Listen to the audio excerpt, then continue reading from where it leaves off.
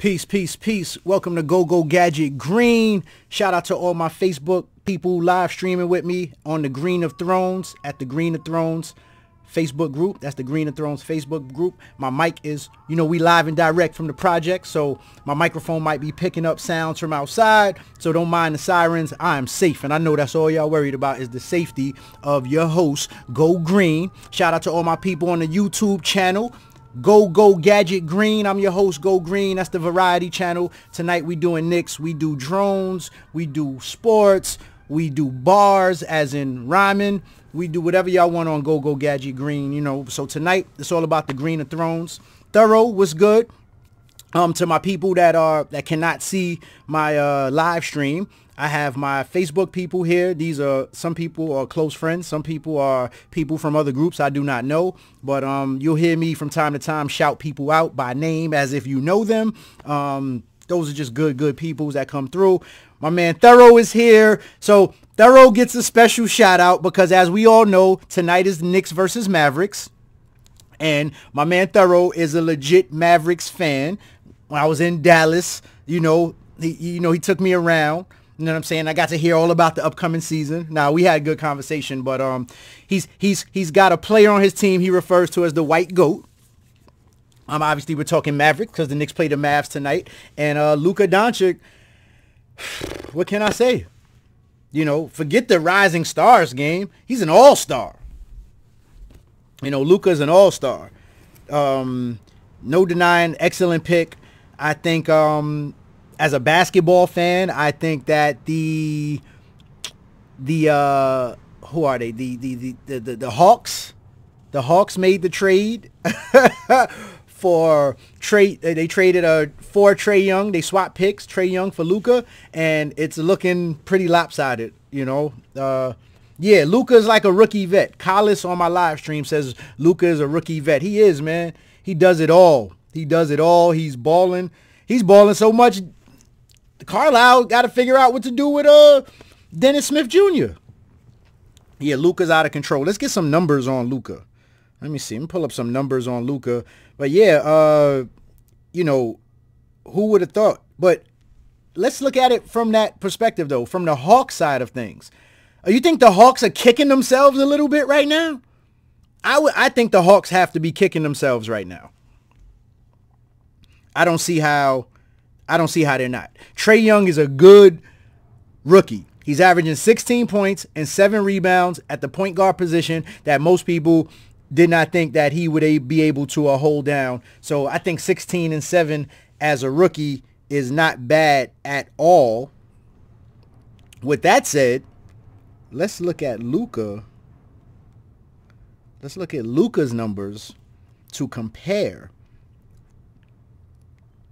So Luca is averaging 20 points, 7 rebounds, and 5 assists.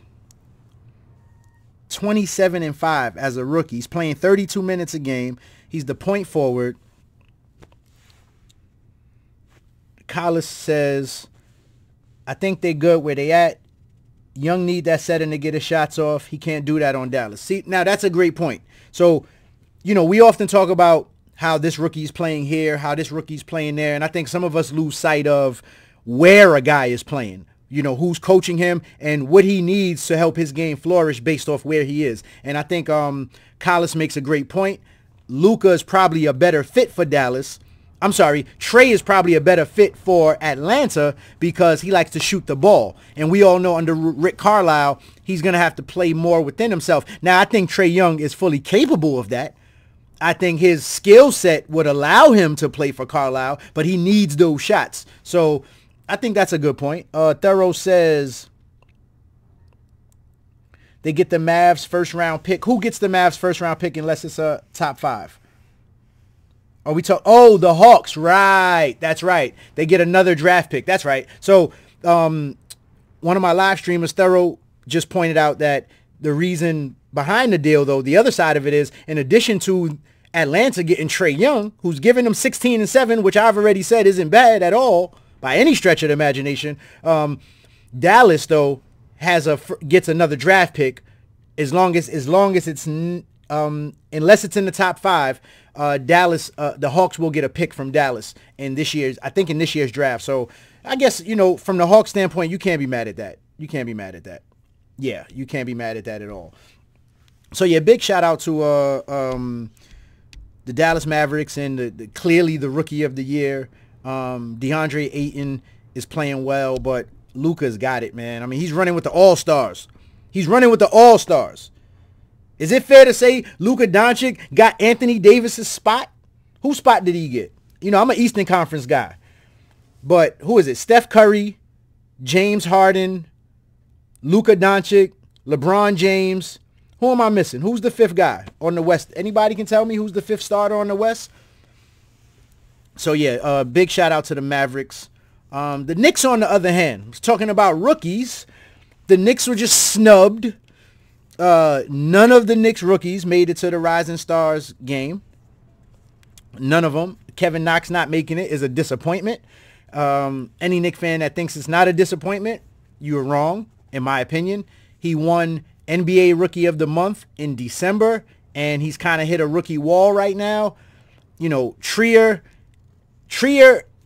I feel less upset about Trier not getting picked for the game because the sophomore, is it America versus the world, something like that. But I feel less way about Trier because Trier got injured at a very key time when he was balling, and then when he got back, it was hard to get into a rhythm. And he's just starting to get his rhythm back, and it was too close to the voting. That one I get. Mitch Robinson, he's been in and out of the lineup injured as well. I don't know that he would have necessarily made it. I do think Trier would have made it had he been healthy, and Kevin Knox not making it is definitely a disappointment. He's averaging 12.5 points per game, but he's only shooting about 30-something% from the field overall. His 3-point percentage is not bad, but his overall field goal percentage is below 40%, so you can't have that from a shooter. So he didn't make it. So, rookie season, hopefully it's something else to give him a chip on his shoulder. Let's see, we got a note here. Collis says, for me, I think Knox, I can see that because he got hurt. Then he had to get his rhythm back. Well, see, Knox got hurt early, though. Knox hasn't gotten hurt since he was Rookie of the Month in December. So I'm saying from the time he established himself as Rookie of the Month in the Eastern Conference in December, and we look here to February, he hasn't gotten hurt between then and now. So the drop-off has been from the top of this year till now, and that's what cost him. Had he didn't have to win Rookie of the Month for January, but had he played Rookie of the Month type of basketball for January, I think it's fair that the coaches put him in the game. Trier got hurt and got back and was out of rhythm for sure. I don't know if Collis meant Trier over Knox, but Trier definitely fits that description as when he got hurt. But speaking about the Knicks rookies, this is a great segue. I think it'll be a good game tonight. I think, for the Knicks have played hard all season. The Knicks have gotten outmatched in almost every game. There are very few games where they just didn't show up. That's a testament to the coach. I know a lot of people feel a way about Fizdale, negative and positive, but I feel like with all the things that have been going on, the rotations, the lineup changes, I feel like the players night in, night out are trying to get wins, and they're just not able to. Now, some people are like, oh, but his substitutions are the reason why. Listen, I'm all about the development. If you're out of it mathematically for the playoffs and you got a bunch of young talent, why not let the young guys play? If I got Mitchell Robinson, who's on a multi-year deal, Trier, who's on a multi-year deal, Knox, who's on a multi-year deal, these guys are going to play first. Then you got the guys on the one-year deals. They'll come in secondary. But, yeah, no, absolutely. Frank Ntilikina is a big blow for him. He hasn't really looked better in his sophomore year. His game has almost regressed. But this little spurt where he would have been starting for the next 2 to 3 weeks with Moutier out would have been ideal for him. And now for him to be out with the groin injury for 2 to 3 weeks, now Trey Burke gets his chance to shine. Yeah, sucks for Frank, and I think I don't have good things to say about the future of Frank Ntilikina and the Knicks, so I'm going to just leave that alone. So Kyler says, yeah, we're going to get to KP being traded talk for sure. Yeah, we just hitting about the 7 o'clock mark. So Kyler says he thinks the Knicks are tanking. Fizdale lets them ball for 3 quarters, then he shuts it down. Here's the thing. Here's what I say to that. The guys he's playing for 3 quarters are the guys that are finishing the games. The young guys have been the guys that have been keeping them in games. So he hasn't been playing Cantor. Obviously, Burke has been playing due to the injuries. Courtney Lee is not playing. And then Hezonja plays out of necessity because Lance Thomas and Hezonja are splitting minutes. So I feel like by what's happening in the fourth quarter, Kevin Knox is out of gas. Mitchell Robinson's in foul trouble. Trier is what he is going to be. He's either going to be streaky or not, but he's always going to be aggressive. So yes. Tanking doesn't necessarily come from the players more so than the person who's in charge of the players' minutes. And a coach could very much tank without making it obvious. Some people feel that based on, to Collis's point, that Fizdale is tanking based off some of his rotation moves and so on. I will say this, that if he's tanking, then tanking is also doing what they said they would do in the beginning. And they said they would cater to their youth. Their youth would get the minutes. They would play them. And if you look at the first half of the season, Cantor was a regular in the lineup. Burke was a regular in the lineup. Or at least earlier in the season. Well, no, Burke might not be a fair one. He may not be fair to use in this point.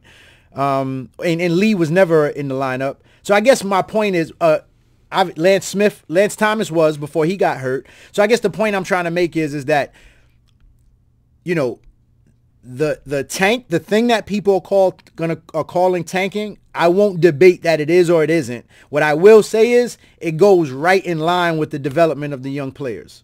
And I don't feel like if the young players found a way to win these games, I don't feel like they would change the rotation. Yeah. We got time. Collis got a question. We got time. We on till 7:30. We're talking Knicks. We talked some about the Mavericks. Shout out to Luca Doncic. Doncic for rookie of the year easily right now. All-star. I don't know what more you can ask for. We got plenty of time. We're going to talk about Anthony Davis. We're going to talk about Anthony Davis in general with some other teams, and we're going to talk about Anthony Davis as it relates to the Knicks and what Knicks fans are being really hopeful about. I don't think they should be that hopeful, but we'll get to that. So, yeah, but Collis, before we move on to the Anthony Davis stuff, if you got a question regarding the Knicks and the Mavericks or anything like that, we can, or anything in general, you can, because I'm ready to segue into the next part of this, spend the next 15, 20 minutes or so talking about AD. But I want to bring up something I posted in the Green of Thrones group, a trade situation that the knicksblog.com put up.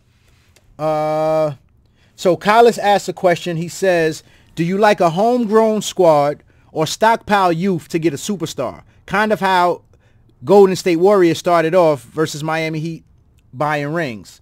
What would you prefer?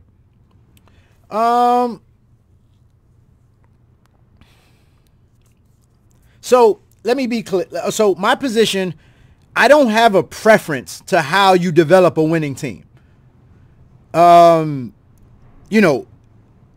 I've seen it happen in the different sports, my different sports teams. Not obviously the Knicks have never won in my lifetime, but my different sports teams that have actually won championships, I've seen both. I've seen where a core of players that you drafted end up doing a lot of the heavy lifting, but then there's always a free agent or two that stands out that gets you over the top. So with that, I would say homegrown is ideal because you're developing your own talent, and then you get to decide if you want to get rid of them. If someone calls and says, oh, this guy looks like he's balling, you get to decide. It's like your talent. Like you get to look and say, man, these guys are developing here with me. what Miami did, as far as saying buying rings, I mean, they lost to Dallas the first year. They didn't win every ring. They did lose. So, you know, it wasn't a perfect plan. They were beasts, but they weren't perfect. Matter of fact, the only team that I can think of that won a championship right off of the big free agent signings, I think, was Boston when they signed Garnett and Ray Allen to team up with Rajon and Paul Pierce. And I think they won that same year. They won the championship. So I'd probably say a homegrown squad to see them develop. You know, Golden State was a very unique situation. They got the draft right a couple of times. But if you look at Golden State situation too, it still took Steve Kerr to come in and say, you know what, I mean, obviously David Lee was hurt, but he said, you know, this Draymond Green dude is more of a factor than David Lee. So, you know, that holds weight too. But I would say homegrown. But if in that homegrown process, now let's talk a little Danny Ainge. In that homegrown process, if I can develop talent and also put myself in the mix to trade draft picks and some of that talent to establish a lineup that could challenge Golden State, you can't be mad at that. So, yeah, you know, Danny Ainge, Golden State got it for how they're moving forward and how they're establishing with their players. Obviously, correct me if I'm wrong, they drafted Draymond, they drafted Clay, they drafted Steph. Iguodala was a free agent. Kevin Durant was a free agent. Obviously, Boogie Cousins a free agent. A couple of other centers they've had in the past were free agents. They had one of their own young players they traded, Barnes. They traded, they let him walk, or did they trade him to Dallas? I don't remember, but he wasn't being re-signed. So even in the mix of that homegrown, this, you know, it's all about who's in that front office at the end of the day. So I'll say it like this. Depending on who my front office person is and what their strengths are, I want them to run the team to their strengths.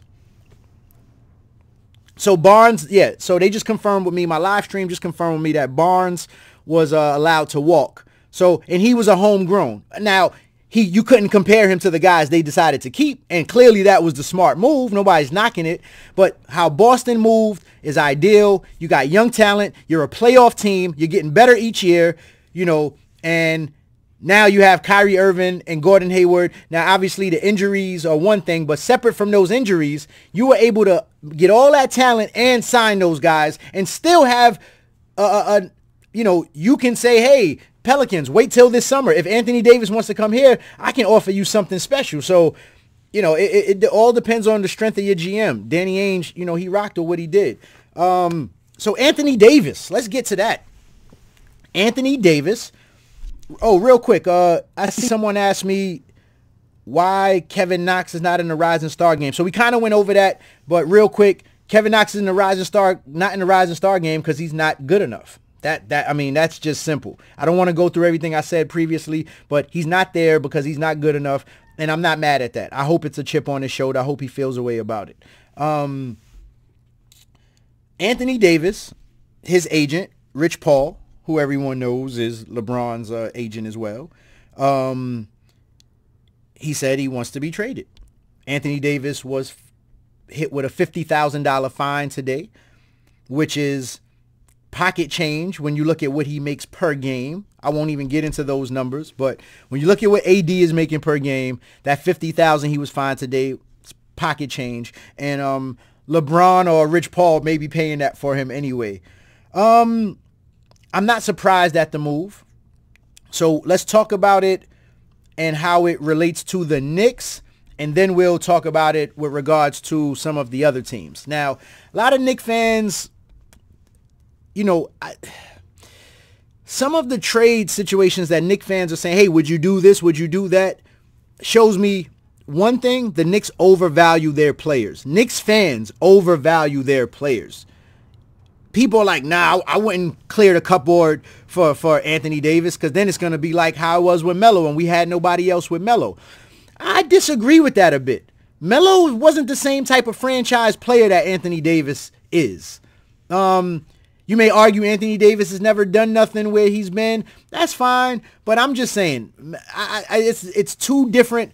You know, Melo didn't come here at 26 years old, averaging 26 and 12 with 3 blocks or whatever it is that AD averages. So obviously he's injury prone, but I'm rolling the dice. If I can get AD here, and that enhances the chances of me signing a free agent this summer, I might do that. There's nobody on this team that I'm that married to. With that said, let's talk about it. The only person on the Knicks you can build a trade around for Anthony Davis is Porzingis.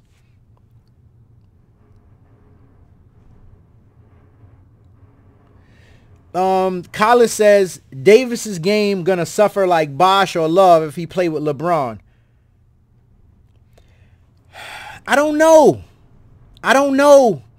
Bosh and Kevin Love couldn't do the things Anthony Davis can do.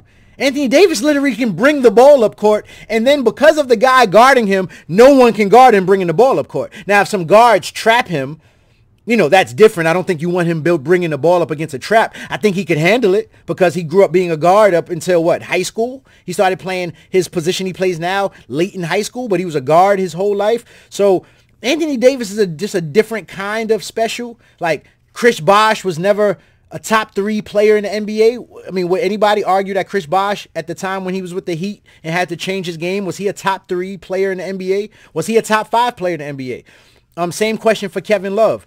So I think there's changes. Changes would have to be made for sure.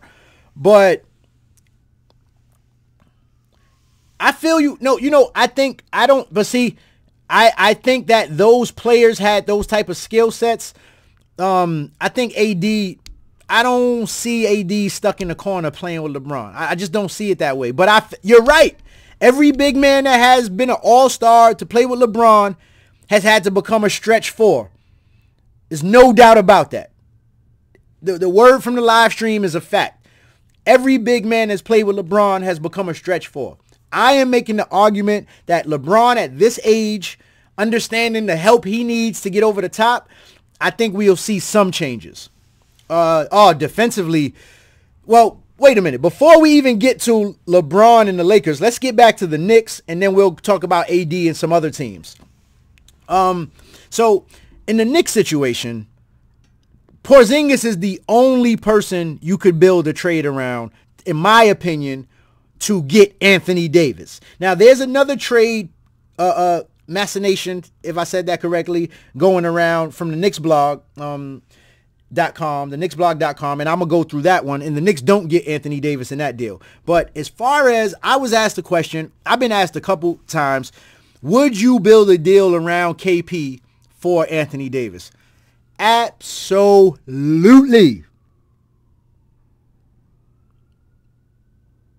Okay? The moment of silence was just so y'all know I am absolutely certain of myself.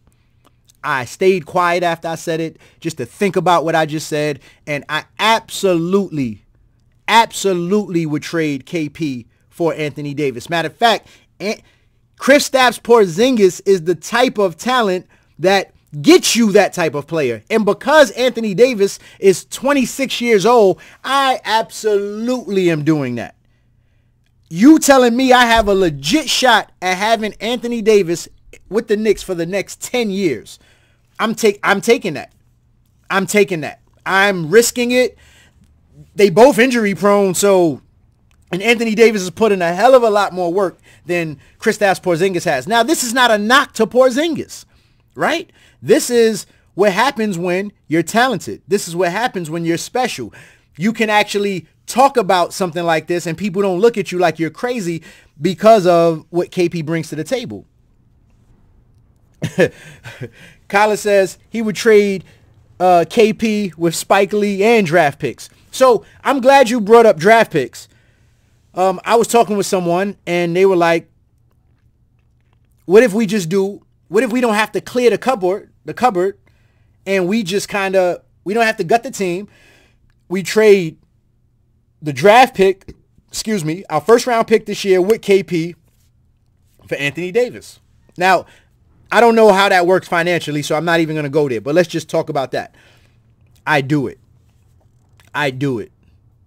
Because it's very, very likely you've basically just kept all your young talent except your future young talent that you were going to get in this year's draft, which could turn out to be the number 1 pick. With the Knicks' luck, they trade the pick this week, get Anthony Davis, and it ends up being the number 1 pick. But I don't think the Pelicans would do this at the trade deadline. It makes no sense. You would at least wait and see if the Knicks get the number 1 pick first. But yes, the number 1 pick in the draft, now we're talking about knowing it's the number 1 pick. So after the lottery, knowing it's the number 1 pick, and Kristaps Porzingis, I'm probably still doing it. And that, you know what? Thorough made a great point. I'm glad you said that, because that was something, the next thing I was going to get into. The negatives, now let's talk about that from the Pelicans side of it, right? The key for the Pelicans is, will KP sign an extension? Now, here's the thing though, how the Pelicans can make it interesting. So Thorough said KP wouldn't re-sign with them and that would kill the trade. Absolutely. If KP's not going to re-sign, they're not going to trade Anthony Davis to a team that he's going to re-sign with, to a team that's going to rent Porzingis for 1 year. Here's where it gets interesting though. Memphis may be willing to offer KP a max without even having seen him play. That's where it could get interesting. I'm sorry, not Memphis, New Orleans. Sorry, I just realized I said Memphis. Excuse me. Definitely meant to say New Orleans. So New Orleans may try to entice Porzingis and say, hey, you know what? Excuse me, I need to plug this in really quickly. Yeah, so he could go, yeah, we'll give you a max right now. We'll give you the max right now. Yeah, we know you're healthy. We haven't seen you play. We're not worried about any of that. That could be interesting. Financially, that would be crazy, but I think the Pelicans would agree to something close because when he leaves them, they have to blow up the team. And see, this is why I think the Knicks are intriguing. At the minimum, the Knicks are intriguing because the Knicks are the one team that can offer a player that is already an all-star and might put some seats, some fans in the seats. It's a name. It's not young players to try to find a future all-star. You'd be getting your all-star, especially if he doesn't want to deal with Boston and they're not going to get Tatum back. So if I look at the number 1 pick from the Knicks, I'm talking about a known number 1, like we know it's the first pick in the draft, and KP, I think that's a better deal than anything the Lakers can offer. Because it's the number 1 pick and it's Porzingis. It's an all-star and the number 1 pick in the draft. None of the players coming from the Lakers are any of that. Lonzo Ball has not made an all-star team. Kuzma, Ingram, none of those guys, none of those young players can say they've done what KP has done. And then we also are saying we're giving you the number 1 pick in the draft. So that could make things interesting. He's passed on the max. I'm just throwing scenarios out there. Nothing for me right now is like, I really think this will happen. I think the Knicks don't have a shot at Anthony Davis personally, and that's why I want to get to this other trade. But for the sake of speaking, you think the Pelicans would take it? Yeah, I think they would. I think they would. Now, the question is, who else is going to put their names in the hat? Because the key is, right, where would you want to trade him where he's going to re-sign? Now, as we've seen with Kawhi Leonard and as we've seen with Kyrie Irving, teams are not against giving up something and rolling the dice and saying, we believe we can get this guy to sign here. So that's something else why, to me, it's in the best interest of the Pelicans to wait until the summer. Don't do anything before the deadline and see what happens, because teams are going to be coming at you left and right. And if the team makes a right offer and it's a team that Anthony Davis says, well, I'm not going to re-sign here, and the team says, they pull a Toronto and says, you know what, we're willing to take the chance, the Pelicans, they win here. I'm kind of nervous about the next move the Knicks make, because I'm getting the vibe that we had Lee Robinson, Crawford, Ariza. Hopefully we got managers that play chess. You know, one thing I won't do, and I know as Knicks fans, we tie everything together because it's everything we've been going through, no matter who's been in the front office, no matter who the head coach has been. It seems like it's the same group. Well, Dolan is the common denominator there, and Mills has been around for some time now. But I'm going to give this front office a chance to do whatever they're going to do moving forward. I'm going to try my hardest to not compare them to what has been going on with some of the other front offices to this point in Knicks history. What time is it? We got 7:19, so we got about 11 more minutes. Anthony Davis, in my heart of hearts, I think the Pelicans don't make any moves in the next week. They wait to see who's going to end up with the first round pick in the draft. I mean, the first pick in the first round of the draft. And they go from there.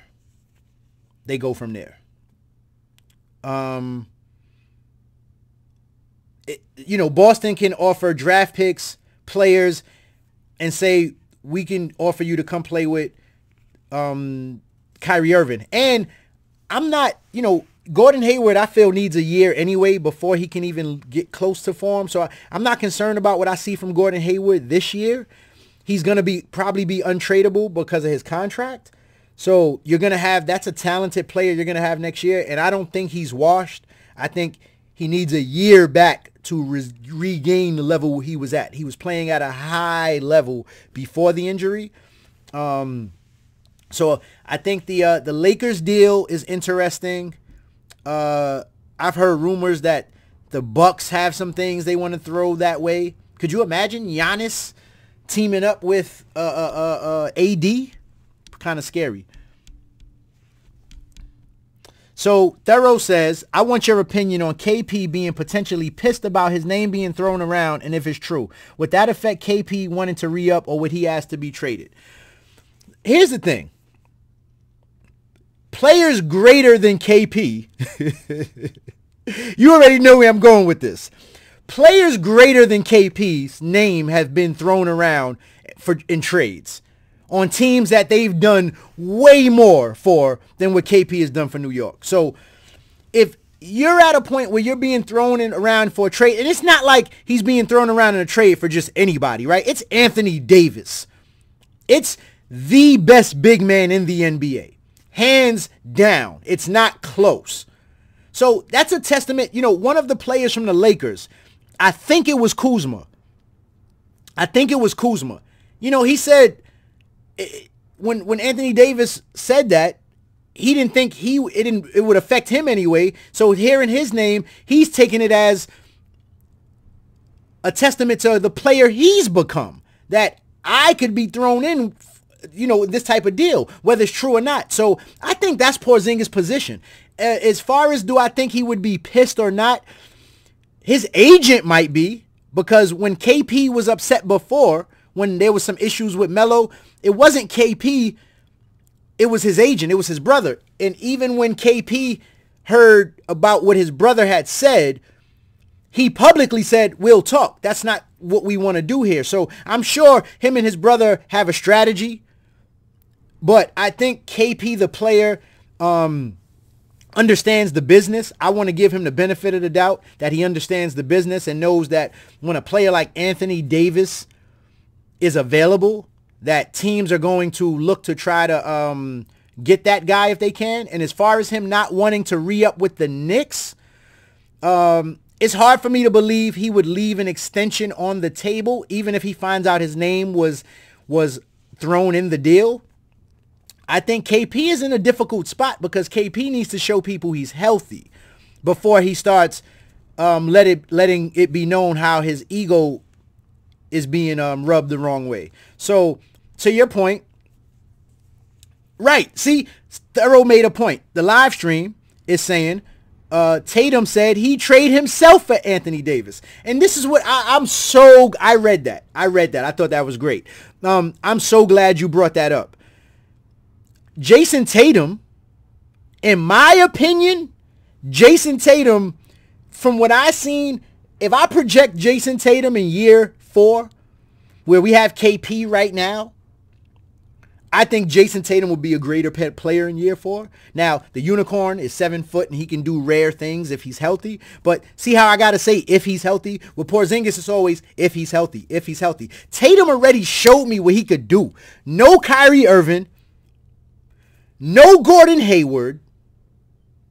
A bunch of young players at Al Horford. And he became the best player on the Celtic team and was this close to getting them to the finals. So, you know, Jason Tatum is special to me. I know this year things have kind of been different in Boston, but of course they've been different. They're learning how to, put Kyrie back in charge, and Jason Tatum now has to find a role that he didn't have in the postseason. These Celtics are not the postseason Celtics. So, you know, I personally think Jason Tatum is awesome. I think he's a stud rookie. And I think by year 4, when I look at where KP is and his development in year 4, and I project that on Tatum will be a more dynamic player. In my opinion, he just won't have he won't be 7-1, 7-2 doing it. So if a player like Jason Tatum can say, I trade myself for AD, I think KP has to understand, especially considering they play the same position. Yeah, Danny Ainge. Yeah, Collis says, Danny Ainge would trade anyone. Tatum's a fool for that. You know how Danny Ainge gets down.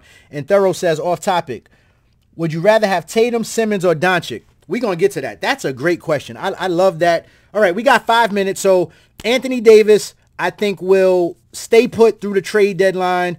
And I think it'll be a summer move. I don't think we'll see anything happen mid-season. But if it happens mid-season, I think Knicks or Lakers. And in the Knicks situation, they'll probably have to throw in more assets. It won't just be the pick and Porzingis. I think it'll be the pick, Porzingis, and another player. And we probably have to receive something back. But we'll save that for another night. We only got a few more minutes.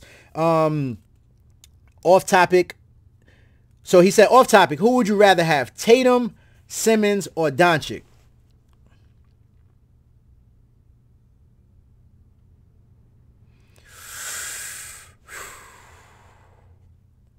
I'm probably going Doncic or Tatum.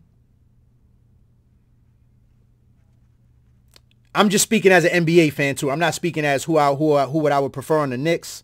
That is a serious question. That's a great question. Matter of fact, you gonna end the show on that question. I said we was gonna do a little bit of a little draft talk, but we ain't even gonna get into the NBA draft. It's still way early. We can save that for another night. I love this question. Tatum, Simmons, or Doncic? I think I'm going Tatum or Doncic because they can both shoot. Simmons cannot shoot. And right now, matter of fact, do y'all know? Did y'all hear about what the coach in Philly is doing? So Philly is kind of hit a rough patch. They're struggling a bit. They are now starting Jimmy Butler at the point guard, and they have moved Simmons to the stretch 4, the power forward. Simmons is now playing the power forward, so I guess that means Embiid is center. Has he been center all season? I'm assuming he's been center for a while now. So Simmons is moving to the 4. I'm pretty sure when I was listening to Mike and Trey this morning that they said they moved him to a stretch 4 position. And if it wasn't the stretch 4, then it's the 3. The point is the point guard duties have been taken out of Simmons' hand and given to Jimmy Butler, and they want to try Simmons somewhere else. So I think a lot of that has to do with Simmons' game not being as dangerous outside of the paint as far as him is a threat to score. So with that, now if we narrow it down to Doncic and Tatum,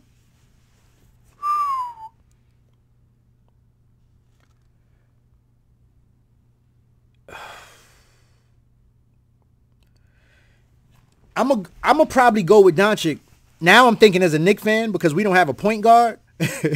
So I had to I don't know. I don't think you can go wrong with either one. I'll say that.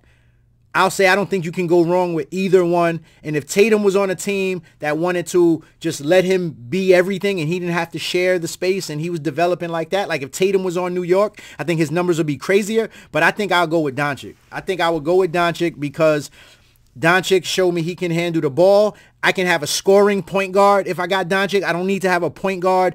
Like, it could be Frank Ntilikina. It could be whoever. Moutier. It could be whoever. You could put some more scorers and shooters around him. He can shoot the ball. He's athletic. He can handle the rock. He can make teammates better. He's got a good feel for the game. He's a teenager. He's the only teenager in NBA history to have a 30-point triple-double and to have back-to-back triple-doubles with 30 points. Like, Tatum didn't do that in his rookie season. Simmons didn't do that. So, yeah, what you call him? The white goat? Yeah, your white goat got that. The white goat. I might have to go with Thorough calls him the white goat. Just so y'all know. And Thorough is a Mavericks fan, so that's an affectionate name for anybody who wants to leave comments on my page talking crazy. What we got here? Let's take a couple of these last comments. Simmons can ball because he can get easy points, but when they force him to shoot, he has no confidence. I agree, and that's why I wouldn't take him over those other two guys. I say Colin says he'll take Tatum because Doncic's a little different on the road, but I might change my mind in 2 seconds. Yo, fair enough. I can't even argue it, right? And you know what? That's a great point, though. I didn't consider that. Jason Tatum is a better road player in his rookie year than Doncic has been, but Doncic is an all-star rookie season. The white goat is the point guard of the future. So we going Thorough. You got it. Knicks Mavs, 7:30 is game time. Y'all know I got to watch the game because I got to be valid when I talk to y'all. Real quick, though, I didn't go through this one thing I said I was going to do. The trade from the knicksblog.com. Real quick. So here's one. Tell me what y'all think real quick. Knicks, Lakers, and Pelicans. Now, this is the trade situation I mentioned earlier where the Knicks are in the deal, but they do not get Anthony Davis. So y'all ready? So Thorough made the point that Luca is good on the road. It's that the team is not good on the road. So yeah, I'm taking Luca. The live stream took Tatum, and we both said we would switch with two. We could share players, right? We should write that in the contract. So real quick, the knicksblog.com, they have a trade involving the Knicks, Lakers, and Pelicans. In this trade, the Knicks would get Lance Stevenson, Lonzo Ball, and Kenrich Williams. The Lakers get Anthony Davis. The Pelicans get Mike Beasley, Tim Hardaway Jr., Brandon Ingram, Frank Ntilikina, the Knicks 2020 first-round pick, the Lakers 2019 first-round pick, the Lakers 2021 first-round pick. I'm going to run through that one more time. You can go to the knicksblog.com to check this out for yourself. They proposed a 3-team trade where the Knicks, Lakers, and Pelicans, one more time, the Knicks get Lance Stevenson, Lonzo Ball, and Kenrich Williams. The Lakers get Anthony Davis, and the Pelicans get the haul of Mike Beasley, Tim Hardaway Jr., Brandon Ingram, Frank Ntilikina, the Knicks 2020 first-round pick. So that's next season. That's not this year's pick. The Lakers 2019 first-round pick, and the Lakers 2021 first-round pick. Now, the breakdown on why it works. Hear me out. The Knicks don't land Davis here, right? So this is the key. The Knicks do not land Davis here, and I would absolutely do this deal in a heartbeat. I hope they call us to include us in this. The Knicks don't land Davis here, but they get a point guard upgrade by turning Ntilikina into Ball. I don't think anyone will argue that Lonzo Ball, whether you like him or not, we're talking from the Knicks' point of view. Lonzo Ball is a tremendous upgrade over Frank Ntilikina, and I personally like him better than Moutier, even though Moutier is already in his 4th year. I like Lonzo Ball's potential in year 4. I project him to be a better point guard in year 4 than what Moutier is now. So Knicks don't land Davis here, but they get a point guard upgrade by turning Ntilikina into Ball. They retain the 2019 pick. I think this is the crucial thing for the Knicks in this deal, is that we retain this year's pick. So whether it's the 1st pick in the draft or the 5th pick in the draft, the Knicks still end up with their likely top 5 pick in this year's draft. So the Knicks retain their 2019 pick, which still has a chance to be the #1 overall since they aren't landing the generational talent in Davis. They get rid of Hardaway Jr.'s contract, which is a must to clear cap space to give them room for 2 max free agents this summer. I don't know how true. I don't think if you would have to remove Tim Hardaway and Courtney Lee's deal to have room for 2 max contracts this summer, I believe. But for the sake of this, 2 max free agents this summer, and they keep Knox and Porzingis. So in this deal, the Lakers get Anthony Davis. The Lakers give up things that we know they're willing to give up. And honestly, in this situation here, I'm just not sure if I'm the Pelicans, I'm not sure if this deal is enough for me, because unless I think really, really highly of Frank Ntilikina and Brandon Ingram and Tim Hardaway, I don't know why this is a good deal for the Pelicans, but for the Knicks, it's a great deal. And for the Lakers, it's a great deal because they get Anthony Davis, you still got LeBron, and you still got Kuzma, and you still got Wagner, however you say his name. You still got all these young guys you got. So I don't know why the Pelicans would do that deal, but I would do it if I'm the Knicks. You get me a deal where I can upgrade my point guard spot. I don't have to get rid of Knox, Trier, Mitchell Robinson, or Porzingis. I'm definitely taking that. And Hardaway's contract gets unloaded for next season. We taking that. 734. Big shout out to all my people with me on the live stream at the Green of Thrones on Facebook. Shout out to all the people. Please hit likes. Like the video, subscribe to the channel, GoGoGadget Green on Facebook. My live stream people, if you haven't, please subscribe to the channel, GoGoGadget Green on YouTube.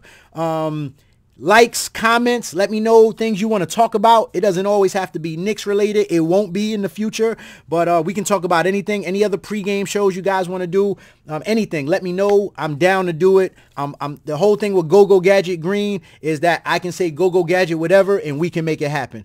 If y'all grew up watching that, y'all know what time it is. I'm showing my age. But peace, Green of Thrones. I'm your host, Go Green. Enjoy the games, whatever you watching tonight, and we out. Peace.